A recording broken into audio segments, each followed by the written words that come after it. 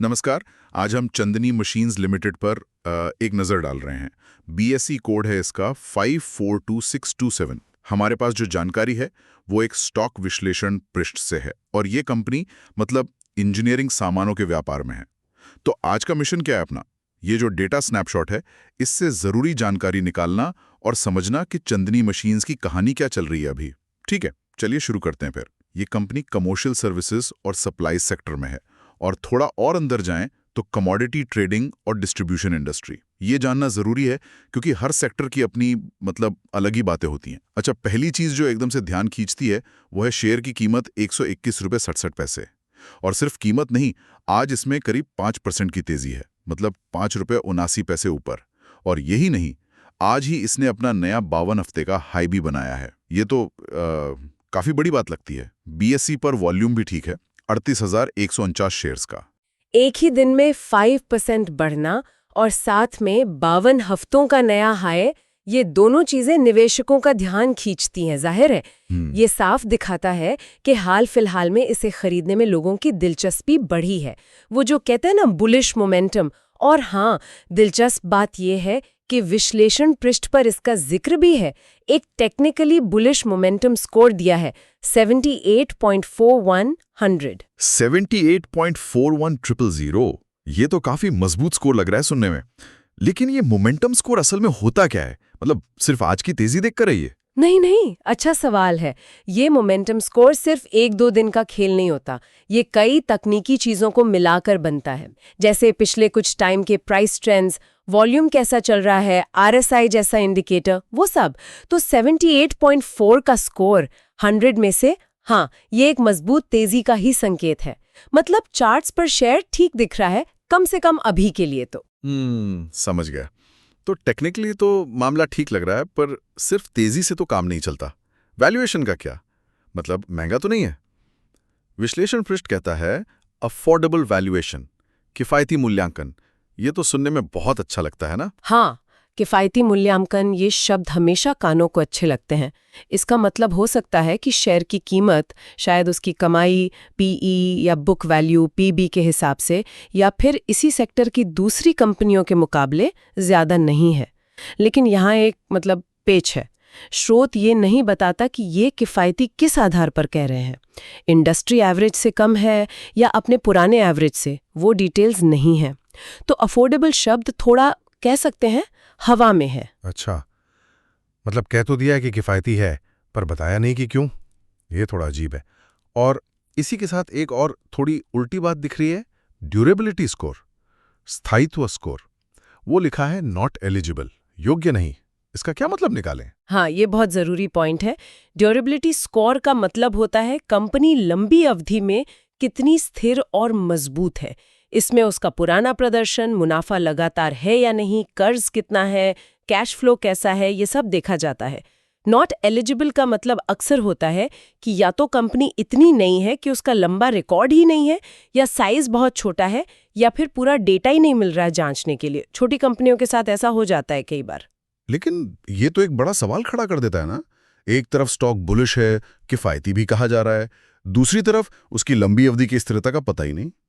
तो कहीं ये किफ़ायतीपन बस एक धोखा तो नहीं, सिर्फ इसलिए सस्ता लग रहा है क्योंकि रिस्क ज्यादा है जो दिख नहीं रहे? या ये कम कीमत असल में ज्यादा जोखिम दिखा रही है, खासकर जब ड्यूरेबिलिटी का पता नहीं।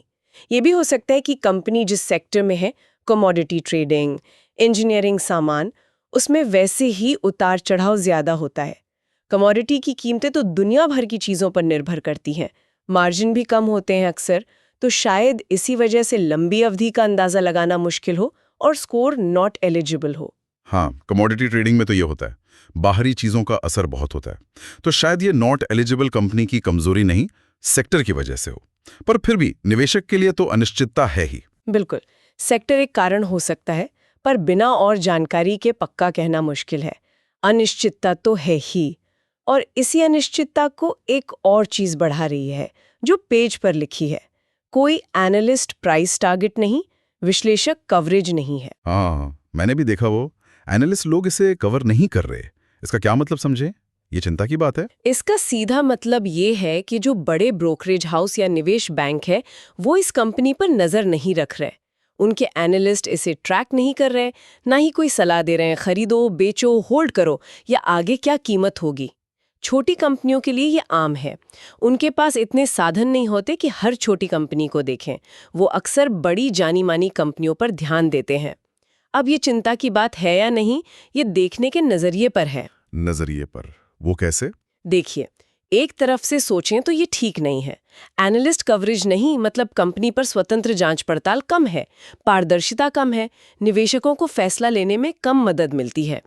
लेकिन दूसरी तरफ से कुछ निवेशक इसे मौके की तरह देखते हैं। उन्हें लगता है ऐसी कंपनियां जिन पर किसी की नज़र नहीं, वो अक्सर बाजार में गलत कीमत पर मिल सकती हैं।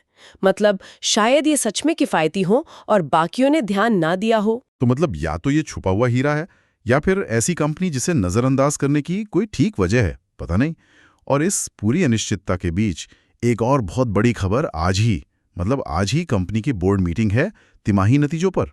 ये तो बहुत बड़ा इवेंट है। बिल्कुल, तिमाही नतीजे तो किसी भी कंपनी के लिए बहुत बड़ा उत्प्रेरक होते हैं, मतलब शेयर को हिला सकते हैं। नतीजे बताते हैं कि पिछले 3 महीने कैसे रहे, बिक्री, मुनाफा, मार्जिन और मैनेजमेंट आगे के लिए क्या सोच रहा है। और नतीजों के घोषणा से ठीक पहले शेयर का 5% बढ़ना और नया हाई बनाना, ये टाइमिंग बहुत दिलचस्प है। हाँ, ये सोचने वाली बात है। क्या बाजार पहले से ही बहुत अच्छे नतीजों की उम्मीद कर रहा है? ये तेजी उसी उम्मीद पर है क्या? ये बहुत मुमकिन है। अक्सर नतीजों से पहले अगर अच्छे नतीजों की उम्मीद हो तो शेयर चढ़ने लगता है, लोग उम्मीद पर खरीदते हैं।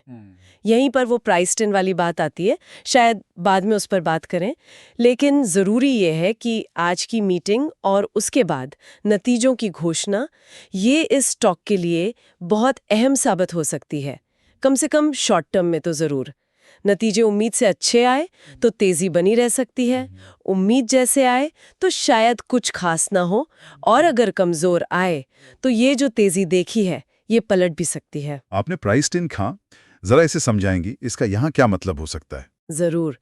प्राइस्ड इन का मतलब है कि किसी आने वाली घटना, जैसे ये तिमाही नतीजे की जो उम्मीद है या जो जानकारी शायद कुछ लोगों को हो, वो पहले से ही शेयर की मौजूदा कीमत में शामिल हो चुकी है।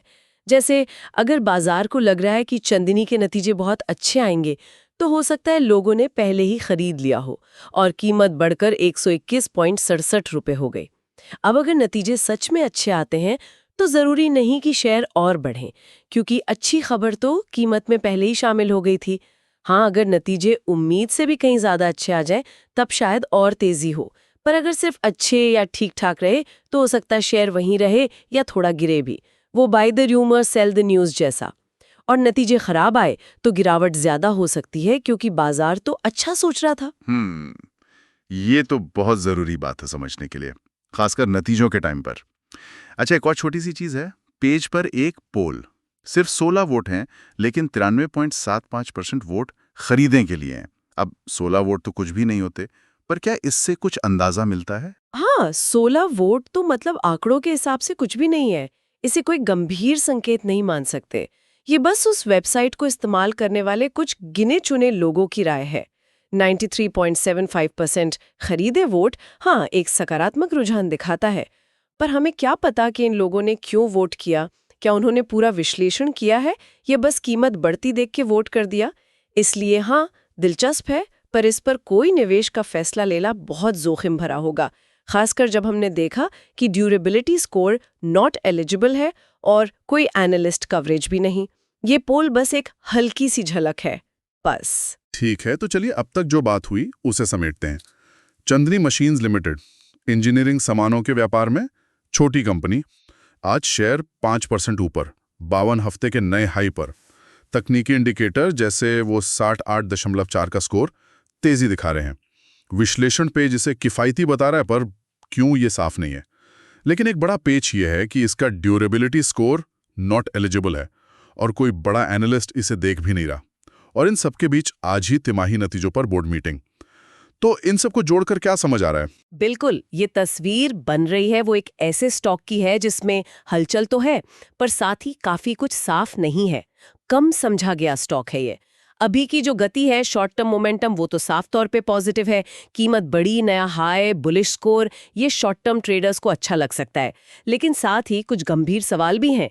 ड्यूरेबिलिटी का ना पता होना, एनालिस्ट कवरेज की कमी, ये लंबी अवधि के निवेशकों के लिए चिंता की बात होनी चाहिए। ये दिखाता है कि कंपनी के फंडामेंटल्स और जोखिमों को समझने के लिए सिर्फ इस एक पेज से ज्यादा और गहरी जांच की जरूरत है। और आज के तिमाही नतीजे इस कहानी में एक अहम मोड़ ला सकते हैं।